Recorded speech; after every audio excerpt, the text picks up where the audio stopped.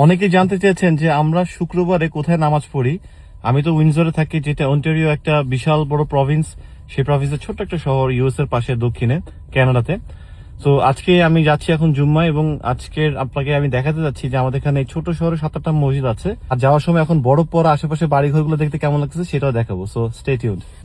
যারা আমাকে চেনেন না, আমি সৌম্য, কানাডা থেকে আপনাদের সাথে জয়েন করেছি এই ব্লগটাতে।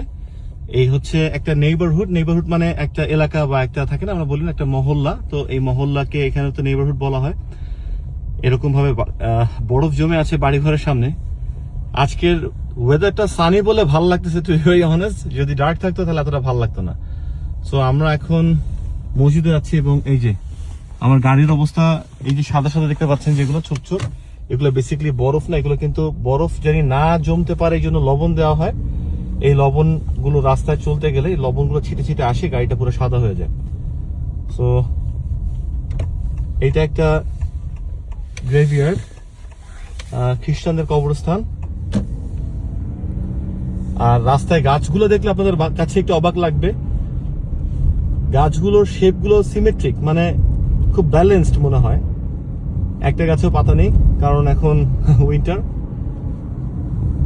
অনেকে বলে যে ভাইয়া গাড়িগুলো কি এরকম রোডে রাখা হয়? হ্যাঁ, গাড়িগুলো এরকম রোডে রাখা হয়, আলহামদুলিল্লাহ। চুরি টুরি হয় না। তবে এই কানাডাতে বা ইউএসএ বলেন, এখানে হোমলেস বলে একটা গ্রুপ থাকে, এদেরকে বলা হয় হোমলেস, মানে এরা আসলে বাসায় থাকে না। তো যাই হোক, সেটা নিয়ে আমি আরেকটা সময় ভিডিও করব, তাদের ব্যাপারে বলবো। তো এই হোমলেসরা মাঝে মধ্যে $4, $2, $1 এরকম খুচরা কয়েন টয়েনের জন্য, অথবা এরা অনেকে অ্যাডিক্টেড থাকে। তো এই অ্যাডিকশনের জন্য বেসিক্যালি এরা এই গ্লাসগুলো ভেঙে এখানে টাকাগুলো নেওয়ার চেষ্টা করে আর কি। তো সামটাইমস এটা একটা প্রবলেম। আর ইদানিং কিন্তু চুরির হার একটু বাড়ছে আগের থেকে, যার জন্য নতুন গাড়িগুলো যেগুলো থাকে সেগুলো চুরি হয়ে যায়। এই যে ডান দিকের এই চার্চটা, তো এটাই বেসিক্যালি এখন মসজিদ হয়ে গেছে, এখানে নামাজ পড়ানো হয়। এরকম অনেকগুলো মসজিদ আছে, মানে সবগুলোই চার্চ না, বাট এখানে মসজিদে সেরকম মসজিদ আছে। তো এই যে এই যে এখানটাতে হচ্ছে আমরা সবাই গাড়ি পার্ক করলাম।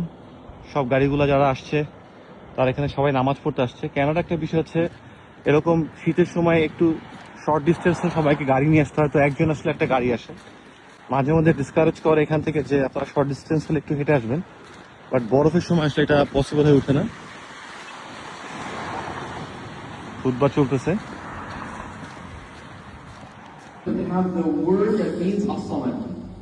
This is the beauty of the Arabic language.